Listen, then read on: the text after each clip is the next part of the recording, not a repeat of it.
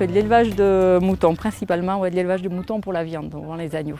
Après, on a diversifié il y a 3-4 ans avec une culture de pommes de terre, on a une agriculture biologique aussi.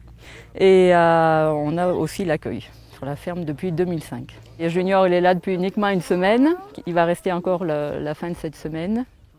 Voilà, donc lui, ça fait partie des accueils avec Aurore, avec les Sivam. Il vient partager notre vie familiale pendant 2 semaines.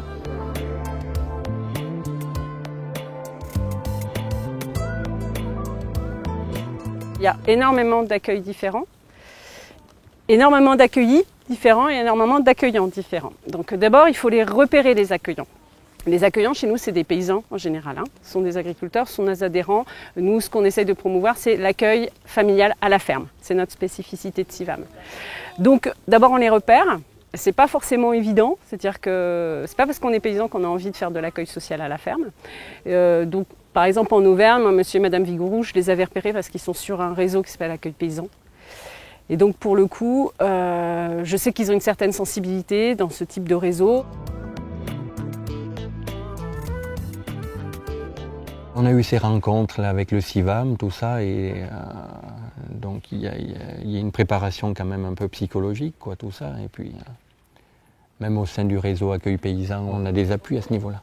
Ensuite, ce qu'on essaie de faire, c'est les accompagner au quotidien, en essayant de faire une certaine veille, répondre à leurs questions sur le statut, sur les assurances, sur tout ça.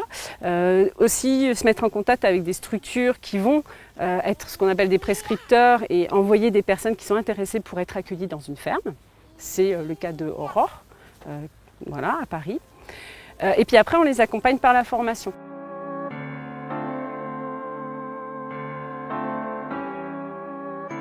Il y a les formations, c'est important parce qu'il y a plein de choses à apprendre et comment réagir. Bon, nous, c'est vrai qu'on n'a jamais eu de soucis, mais s'il se posait un cas d'excentricité ou je sais pas quoi, ou de violence, et comment il faudrait réagir par rapport à ça, on a besoin quand même d'être armé à ce niveau-là. C'est important de former, de mettre en place des formations parce que c'est aussi une demande des paysans.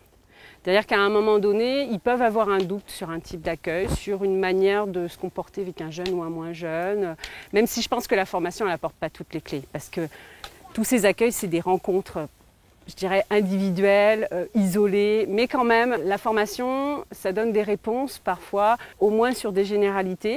Et il y a parfois des formations qui sont importantes pour recaler des choses au niveau de la législation, au niveau de leur statut. Donc c'est des demandes de paysans. C'est pour ça que tout de suite, quand il y a des journées qui sont organisées à Paris, on répond présent, parce que pour nous, c'est important d'aller vivre les choses de l'intérieur. Et il y a des choses certainement qu'on ne cerne pas et qu'on doit voir comment est-ce qu'il faudrait réagir dans telle et telle situation.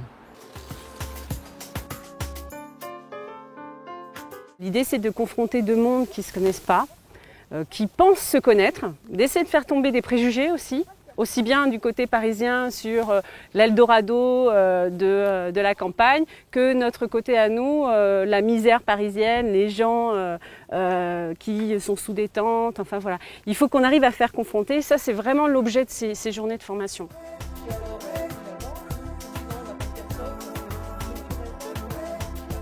Ce matin, on aura vu des personnes sur l'accompagnement des personnes en grande difficulté, des gens qui s'occupent de l'addiction. Ça, c'est des choses qui ne touchent pas les agriculteurs au quotidien. Les jours de formation, ça sert à ça. Vraiment de se poser, de parler de sujets dont on n'a pas forcément l'habitude. D'autant que nous, en région, les animateurs, on n'est absolument pas experts sur ces domaines. Donc, il nous faut ces moments. C'est une sécurisation.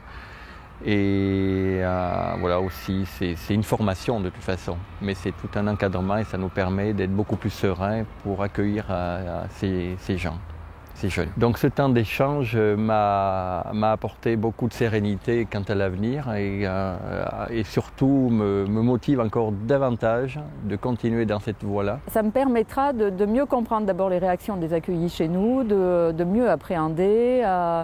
Et puis de donner un sens à notre accueil. On ne sait pas toujours est-ce que ça va bien servir d'avoir quelqu'un chez soi 10 jours et puis de le relâcher dans la jungle ici.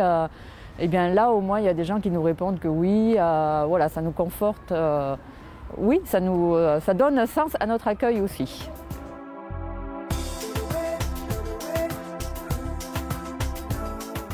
pour des questions de logistique au quotidien, il y a un animateur. En tout cas, chez nous, il y a moi. Ils peuvent m'appeler, me laisser un message, me dire Corinne, on a un problème là-dessus.